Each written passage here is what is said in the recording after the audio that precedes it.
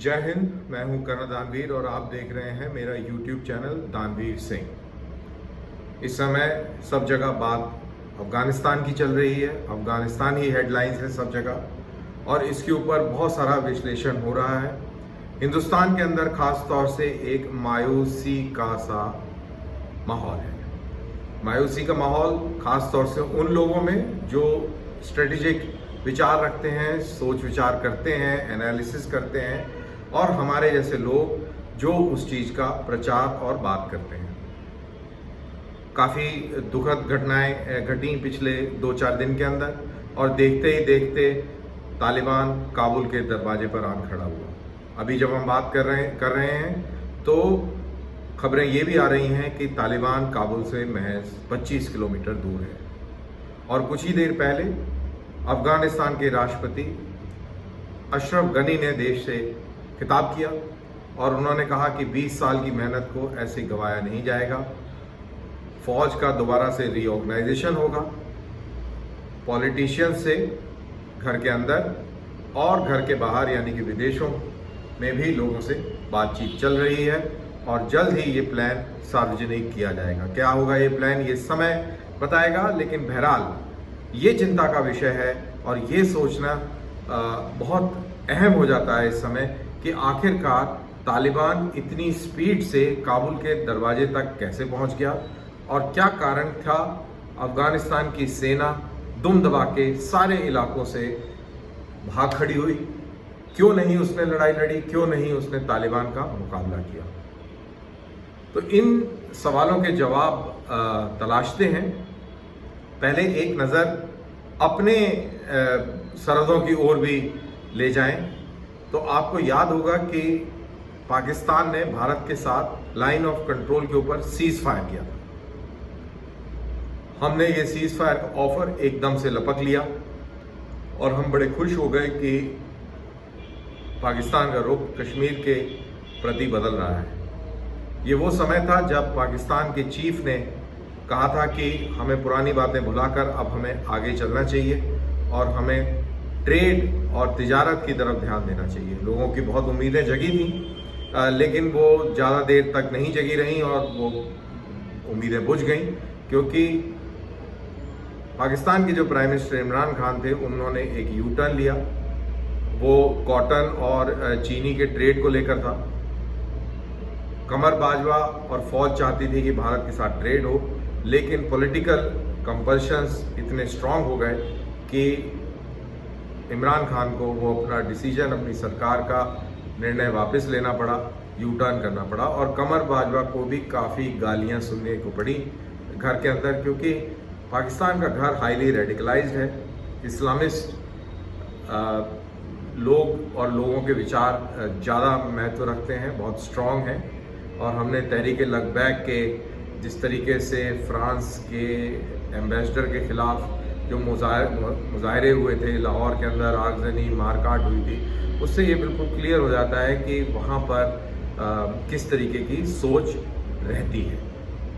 तो मैं आपको बता रहा था कि इन्होंने लाइन ऑफ कंट्रोल के ऊपर सीज फायर किया और हम खुश हो गए कि सोच बदली हो रही है। दरअसल सोच बदली नहीं हो रही है। पाकिस्तान की फ़ौज ने अपने आप को रीअलाइन किया। रीअलाइन उसने अफगानिस्तान के लिए किया। उसको ये बखूबी मालूम था कि अमरीकी फ़ौजी जल्द ही अफगानिस्तान को खाली कर देंगे और फिर हमें अफगानिस्तान पर कब्ज़ा करना है। तालिबान को आगे करके अपने फ़ौजियों को सिविल ड्रेस में, तालिबान की वेशभूषा में तालिबान के साथ भेजकर और हमें काबुल पर कब्ज़ा करना है, अफगानिस्तान पर कब्ज़ा करना है, क्योंकि ये हमारी एक स्ट्रेटेजिक डेप्थ है। अगर हिंदुस्तान से लड़ाई होती है तो हम अफगानिस्तान की ज़मीन का इस्तेमाल करके और भारत के साथ युद्ध लड़ने में उसका इस्तेमाल करेंगे।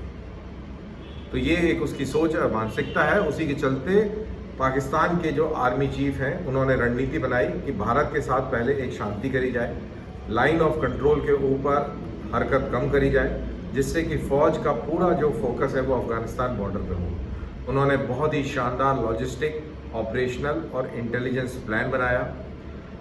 इस ऑपरेशनल प्लान के तहत उन्होंने सारे प्रोविंशियल कैपिटल्स की घेराबंदी करी और उसके बाद धीरे धीरे करके एक एक करके एक प्लान के तहत उन्होंने पूरे अफगानिस्तान पर कब्जा कर लिया। 90% अफगानिस्तान अब तालिबान के कब्जे में है, यानी कि पाकिस्तान के कब्जे में है, पाकिस्तान की सेना के कब्जे में है।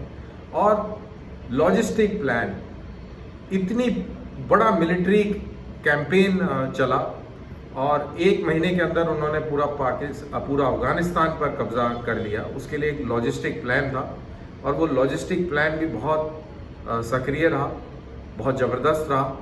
उन्होंने लड़ाके जिनकी बहुत कम नीड्स थी, सलवार कमीज और चद्दर और AK-47 और मोटरसाइकिल और ज़्यादा से ज़्यादा एक पिकअप वैन, इस तरीके के इक्विपमेंट, इस तरीके के वो सिपाही थे जिनकी रिक्वायरमेंट्स बहुत कम थी। ना हेलीकॉप्टर की ज़रूरत थी, ना ट्रांसपोर्ट एयरक्राफ्ट की ज़रूरत थी, ना फाइटर सपोर्ट की ज़रूरत थी, किसी चीज़ की ज़रूरत नहीं थी। सिर्फ मोटरसाइकिल, AK-47 या एक पिकअप वैन और अनपढ़ मदरसा छाप सैनिक, और उनकी रिक्वायरमेंट्स को पूरा बड़े बखूबी किया गया। फॉरवर्ड स्टॉकिंग उन्होंने सिविलियन गाड़ियों के मदद से करी और जो वहाँ पे स्टॉक्स अवेलेबल थे अफ़गानिस्तान फ़ौज के और अमरीकियों के, उनको काबू किया, उनके ऊपर उनका कब्ज़ा किया और उनका इस्तेमाल किया। सारे पेट्रोल पंप, पेट्रोल डंप्स, उनके ऊपर अफ़गानिस्तान के अंदर पाकिस्तान का यानी कि तालिबान का कब्ज़ा हो गया और उससे उन्होंने पूरा लॉजिस्टिक्स जो है अपना चलाया। हथियार और एम्यूनिशन की सप्लाई बिल्कुल पाकिस्तान से होती रही। और आपको याद हो कि सबसे पहले इन्होंने जितनी भी क्रॉसिंग पॉइंट्स थी अफ़गानिस्तान के अंदर उसके ऊपर कब्ज़ा किया, जिससे कि पाकिस्तान से अफ़गानिस्तान के अंदर सामान ले जाना लाना आसान हो। और ऐसा करने के बाद उन्होंने एक एक करके उन्होंने बड़ी प्रोविंसेस की जो कैपिटल्स हैं उनको घेरा और घेरने के बाद उन पर फतह करी। इंटेलिजेंस ऑपरेशंस, कॉम्बैट ऑपरेशंस और लॉजिस्टिक ऑपरेशंस, ये सब एक साथ एक दूसरे में मैश्ड हैं, क्योंकि एक के बगैर दूसरा नामुमकिन है। और इन सारे ऑपरेशंस में सबसे अहम ऑपरेशन जो था वो इंटेलिजेंस ऑपरेशन था। ISI की दाद देनी चाहिए, ISI ने बहुत ही शानदार काम किया।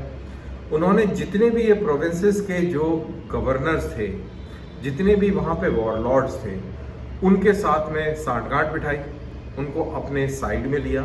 और यहाँ तक भी सुनने में आ रहा है कि अफ़गानिस्तान फ़ौज के जर्नैल तक उन्होंने तोड़ लिए और उनको भी अपने साथ मिला लिया।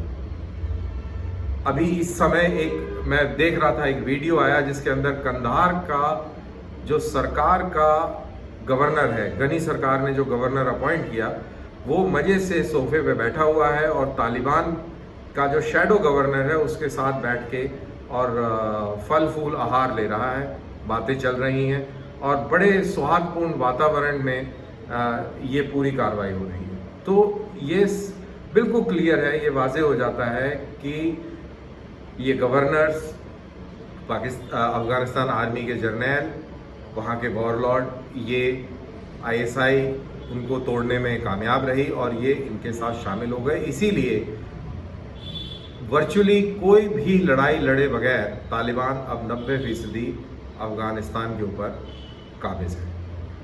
वहीं हेरात के अंदर, हेरात के शेर माने जाने वाले इस्माइल खान, वो भी तालिबान के साथ खड़े नज़र आए और सुनने में आया है कि वो भी तालिबान के साथ मिल चुके हैं। मज़ार शरीफ में ज़रूर लड़ाई चल रही है इस वक्त और काबुल के आसपास लड़ाई ज़रूर चल रही है। उधर अशरफ गनी कह रहे हैं कि हम फ़ौज को रीऑर्गेनाइज़ करेंगे। अब जब दुश्मन दरवाजे पर है तो क्या रीऑर्गेनाइज़ करेंगे और वो कितना सफल रहेगा ये तो टाइम बताएगा। लेकिन बड़ी दिलचस्प बात एक तालिबान की तरफ से भी आई। तालिबान ने ये कहा कि भारत को घबराने की ज़रूरत नहीं है, भारत के लोगों को कोई भी हानि नहीं पहुंचाई जाएगी। और उन्होंने भारत से आग्रह भी किया और बल्कि मैं कहूँगा कि एक चेतावनी भी दी कि आप अफ़गानिस्तान के अंदर अपनी सेना ना भेजें। तो क्या भारत अफ़गानिस्तान में सेना भेजने की तैयारी कर रहा था या वो उन्होंने ऐसे ही हवा में ये बात कह दी? और ये ऐसी बात सिर्फ भारत के लिए क्यों कही, बाकी किसी मुल्क के लिए क्यों नहीं कही, ये भी सोचना ज़रूर। मेरे को लगता है कि कहीं ना कहीं हमने कुछ इस तरीके का प्लान जरूर बनाया होगा जिसकी भनक तालिबान को लगी और इसीलिए तालिबान ने इस तरीके की धमकी या इस तरीके की सलाह दी। बहरहाल अभी तो स्थिति बहुत गंभीर है और मेरे को लगता भी नहीं है कि ऐसी स्थिति में हम कुछ फौजी वहाँ उतार कर और काबुल की डिफेंसेस करने में हम कामयाब रहेंगे, क्योंकि हमारे पास अब ना समय है और ना उस तरीके की तैयारी है कि हम काबुल में उतर कर और काबुल की डिफेंसेस इख्तियार कर सकें। और मोस्ट इम्पॉर्टेंटली काबुल और इनफैक्ट अफगानियों के अंदर, अफगानी सरकार और उसके सैनिकों के अंदर वो जज्बा भी देखने को नहीं मिला, उनके तरफ से कोई विल टू फाइट भी नज़र नहीं आ रही है कि अगर ऐसा कुछ हो तो फिर भी कोई आदमी सोच सकता है कि चलिए ये लड़ने मरने के लिए तैयार है, इसकी हम मदद करें। लेकिन जिस तरीके की तस्वीरें और वीडियो सामने आए हैं उससे ये बिल्कुल क्लियर हो जाता है कि अफरा तफरी का माहौल था और बगैर लड़े ये लोग भागे हैं, मोराल बहुत नीचे था या ये लोग तालिबान के साथ मिल चुके हैं। बहरहाल तो सिचुएशन ओवरऑल बहुत बहुत गंभीर है। पाकिस्तान फ़ौज को मुबारकबाद देनी चाहिए कि उन्होंने अपने यौम आज़ादी के दिन एक इतना बड़ा तोहफ़ा पाकिस्तान की आवाम को दे दिया। और भारत की स्थिति इस समय बहुत ही गंभीर है। एक उस तरीके से है जैसे कि गली में एक लड़का दो गुटों की लड़ाई में खाम पिट जाता है और रोते रोते अपने घर आ जाता है। तो बिल्कुल दो बड़े शक्तियों के बीच में, इलाकाई शक्तियों के बीच में झगड़ा चल रहा है। दैट इज़ तालिबान, मैं उसको बड़ी शक्ति मानूंगा, और पाकिस्तान एक तरफ और दूसरी तरफ अमेरिका, अफ़गानिस्तान की सरकार और सेना, और इनके बीच में लड़ाई चल रही है। और भारत ऐसे ही खाम चांटे चूटे खाकर रोते हुए, गाल मलते हुए वापस आ गया है या आने की तैयारी में है। सुनने में आया है कि सारे भारतीय काबुल में इकट्ठा हो गए हैं और कभी भी उनको वहाँ से इवैक्यूएट किया जा सकता है। उधर ये भी है कि अफ़गानिस्तान में 3500 अमेरिकी सैनिक और 600 सैनिक इंग्लैंड के वहाँ पर उतर चुके हैं अपने अपने नागरिकों को इवैक्यूएट करने के लिए। यूएस एम्बेसी का स्टाफ काबुल से बगराम एयरबेस लेके जाया जा रहा है और वहाँ से वो काम करेगा। ज़रूरत पड़ने पर कुछ ही मिनटों के अंदर उनको जहाज़ में लोड करके वहाँ से इवैक्यूएट कर दिया जाएगा अगर ऐसी स्थिति बनती है तो। ये मेरे को लगता है कि ये एक बड़ी पॉजिटिव खबर है कि अमरीकी 3500 सैनिक वहाँ वापस पहुँच गया है। और अमेरिकनों को भी एक फेस सेवर चाहिए था कि अभी हमने डिसीजन लिया छोड़ने का और अब एकदम वापस कैसे जाएं, तो अपने लोगों को बचाने की आड़ में वो कम से कम काबुल तो पहुंच गए हैं। इंस्टॉलेशंस की सुरक्षा रक्षा भी करेंगे और आई एम श्योर इससे अफ़गानिस्तान की सेना का मनोबल थोड़ा सा ऊंचा भी होगा, भरोसा भी आएगा जो भरोसा एकदम से टूट गया था। और हो सकता है कि अफ़गानिस्तान की सेना तालिबान के साथ में कुछ लड़ाई के अंदर कुछ मादा दिखाए और तालिबानियों के साथ लड़के कोई जीत भी हासिल करे, क्योंकि एक भी जीत तालिबानियों के खिलाफ अगर अफ़गानिस्तान की सेना इस समय लेती है तो वो पूरी लड़ाई का रुख जो है बदली कर देगा। जैसे फौजी भाषा में मोमेंटम कहते हैं, वो मोमेंटम तालिबान का रुक जाएगा और उसके बाद अगर अफ़गानिस्तान की सेना, और जैसा अशरफ गनी कहते हैं कि रीऑर्गेनाइज करेंगे लीडरशिप को और सेना को और डिसिप्लिन करेंगे, तो शायद दोबारा से अपने इलाकों पर कब्ज़ा कर सकती है अफ़गानिस्तान की सरकार। अब एक थोड़ी सी बड़ी जियो स्ट्रेटेजिक बात कर ली जाए। अफ़गानिस्तान से अमेरिका के जाने के बाद भारत का जो भी वजूद अफ़गानिस्तान में था वो ख़त्म हो गया, ख़त्म होने की कगार पर है। सेंट्रल एशियन रिपब्लिक्स जो कि जिनके साथ हमारे रिलेशन बहुत अच्छे हैं, उनके साथ भी अब हमारी सिचुएशन बिगड़ती नज़र आ रही है मेरे को, क्योंकि हम अमेरिका के साथ पूरी तरह मिल चुके हैं, क्वाड का हिस्सा बन गए हैं, चाइना के खिलाफ साउथ चाइना सी में खड़े हैं और चाइना उधर रशियंस के साथ में बहुत ज़बरदस्त एक गठजोड़ बनाने की तैयारी में है और उसके संकेत हमें दिख रहे हैं। अभी हाल फिलहाल जब हम ये बात कर रहे हैं तो चाइना और रशिया के बीच में बहुत बड़ी मिलिट्री एक्सरसाइज चल रही है जिसमें 10,000 से ज़्यादा सैनिक पार्टिसिपेट कर रहे हैं।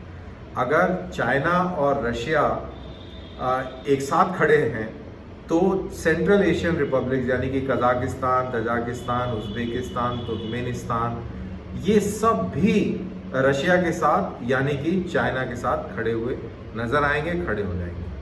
और वहीं अमेरिकी सैंक्शंस के चलते इंडिया और ईरान की दूरियां बढ़ गई हैं। कहीं एक बार हम बात करते थे कि चाबहार के रास्ते हम अफ़गानिस्तान जाएंगे, मज़ार शरीफ होते हुए फिर हम सेंट्रल एशिया जाएंगे और हम चाइना के सीपैक को एक ऑल्टरनेट कंपटीशन देंगे और उसको मात दे देंगे। वो सारे सपने ध्वस्त हो चुके हैं, क्योंकि ईरान भी चाइना के खेमे में जाता नज़र आ रहा है, क्योंकि अमरीकी सैंक्शन इतने सख्त हैं कि हिंदुस्तान अब सस्ते दरों पर तेल खरीद नहीं पा रहा। उसका अपना डोमेस्टिक फॉल आउट भी है कि हमारे यहाँ तेल की कीमतें काफ़ी ज़्यादा बढ़ गई हैं, और स्ट्रेटेजिक इम्प्लीकेशन ये है कि ईरान वही तेल अब चाइना को बेच रहा है और चाइना के खेमे में जाता या खड़ा होता दिख रहा है। और इंडिया अब पूरे जो स्ट्रेटेजिक आर्क है, that is from Iran, Afghanistan to complete Central Asia including Russia, वहाँ से आउट हो रहा है।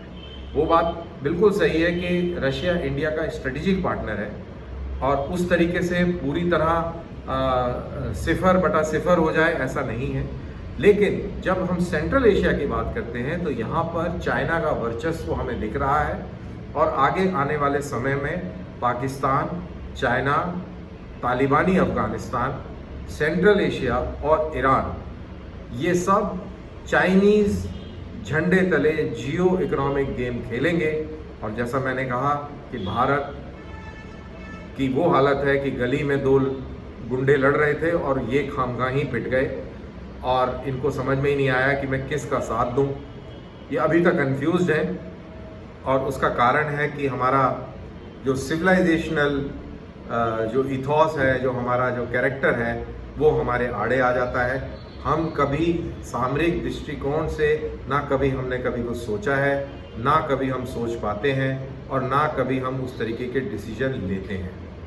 यही कारण है कि हमारी गुलामी की हिस्ट्री इतनी लंबी है, 1000 साल लंबी हमारी गुलामी की हिस्ट्री रही है, वो इसी वजह से है।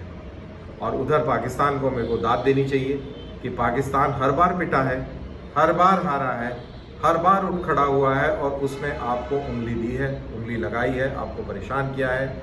और इतना हार खाने के बाद, पिटने के बाद, उसमें वो मादा है कि उसने तालिबान जैसी एक फोर्स क्रिएट करी और उसके बाद अफ़गानिस्तान पर काबू कर लिया। तो पाकिस्तान इस समय विजयी है, अमेरिका पस्त हो चुका है, हार चुका है, और भारत उस गली के लड़के की तरह पिट कर वापस आ गया है। बहुत बहुत शुक्रिया कि आपने समय निकालकर मेरे इस वीडियो को देखा। मेरी बात तंज भरी ज़रूर होगी, बट बहुत गंभीर है। आप इसके ऊपर ज़रूर सोच विचार कीजिए, और आपको पसंद आए तो ज़रूर इसको शेयर कीजिए, और अगर ना पसंद आए या जो भी है, आप इसमें कमेंट ज़रूर दीजिए, जिससे कि मेरे को भी पता लगे कि मैंने क्या बात कही और उसको कैसे आप लोगों ने रिसीव किया। बहुत बहुत शुक्रिया। जय हिंद।